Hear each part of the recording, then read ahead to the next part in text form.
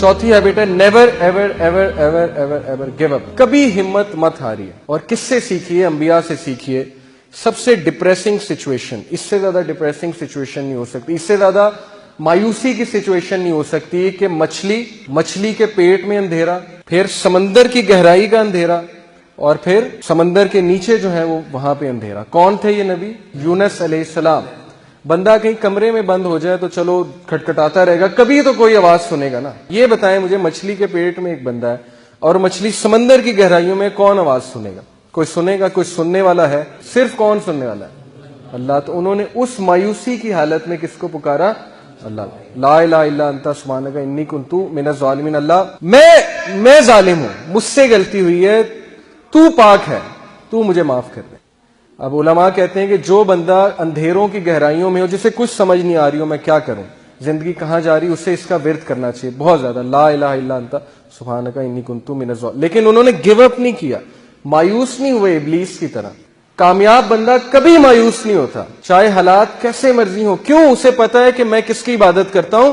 जिसके हाथ में हर चीज है। अल्लाह कहते हैं कि दुनिया में कोई पत्ता भी नहीं गिरता, अल्लाह को पता है।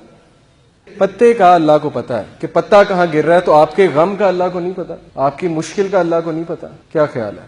पता है ना। ये आप देखें, कुछ लोग जो है वो बिल्कुल तब गिव अप कर देते हैं जब बिल्कुल कामयाबी उनके करीब हो। ऐसा हमें नहीं बनना, हमें चलते रहना है, दौड़ते रहना है, मुश्किलात का मुकाबला करते रहना है, खड़े होना है, चैलेंजेस को फेस करना है। अब ये जो आयत है, इसमें अल्लाह ताला इंसान की नेचर बताते हैं, साइकोलॉजी बताते हैं, नफ्सियात। अल्लाह कहते हैं ला यसामुल इंसानु मिन दुआइल खैर व इन मस्सहु शर्रु फयऊसउ कुनूत। अल्लाह कहते हैं कि इंसान जो है जब उसको अच्छाई पहुंचे तो बड़ा खुश होता है, लेकिन जैसे ही उसे कोई शर छू ले, कोई मुश्किल आ जाए तो उसी वक्त मायूस हो जाता है, गिव अप कर देता है कि मेरी जिंदगी बर्बाद हो गई, मेरे ही साथ ये क्यों हुआ, मैंने तो कुछ किया भी नहीं।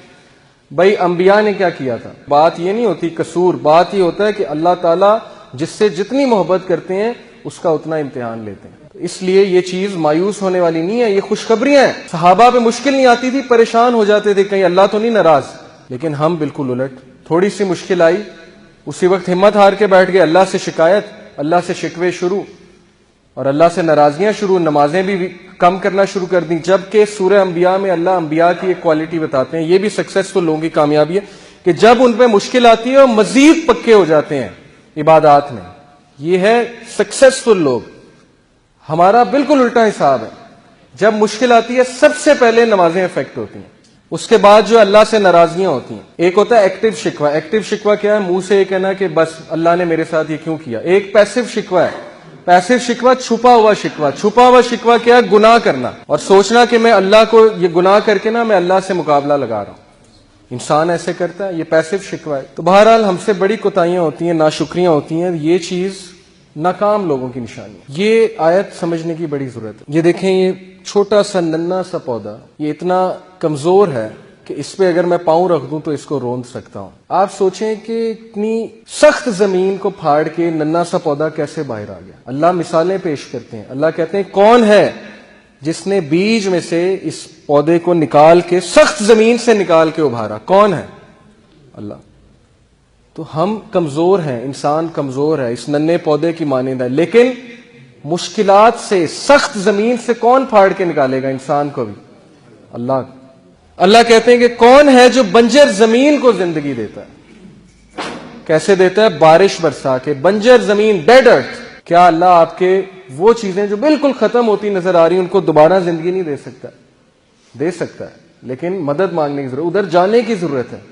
ये सीरियन कपल है एक, ये 4 बच्चे हैं इनके, 4 बच्चे अपाहज।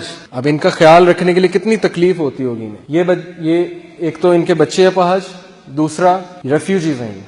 तो ये शिकायत नहीं कर सकते अल्लाह से? क्या हमारे ऊपर इतनी मुसीबत आई है कि हमारे 4 बच्चों का अपाहज होना, अबनॉर्मल होना, या आप सोच सकते हैं कितना बड़ा इम्तिहान है। अनप्रोडक्टिव हैं बच्चे, कुछ भी नहीं कर सकते, लेकिन वो सब्र कर रहे हैं, जिंदगी गुजार रहे हैं। हमारे साथ ये तो नहीं किया ना अल्लाह ने।